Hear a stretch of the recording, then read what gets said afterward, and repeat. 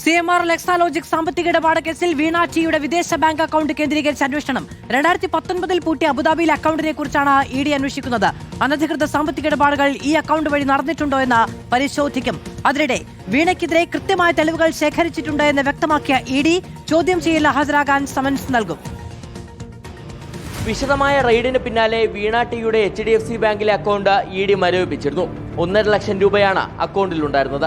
കഴിഞ്ഞ കാലയളവിൽ ഈ അക്കൗണ്ടിൽ നിന്ന് പണം പിൻവലിച്ചത് സംബന്ധിച്ച പരിശോധനകൾക്കൊപ്പമാണ് കൂടുതൽ അക്കൗണ്ടുകളിലേക്കും അന്വേഷണം വ്യാപിപ്പിച്ചത്.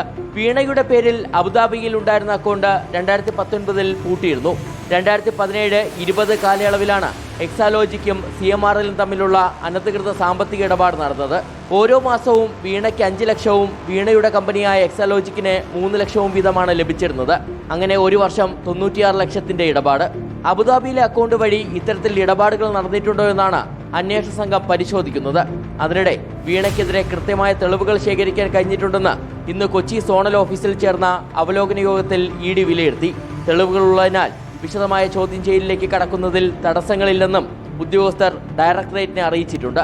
CMRL MD ശശിധരൻ കർത്തയുടെ മകൻ ശരണസ് കർത്ത, CMRL ഉദ്യോഗസ്ഥർ അടക്കമുള്ളവരെയും വീണ്ടും ചോദ്യം ചെയ്യും. റിപ്പോർട്ടർ, കൊച്ചി.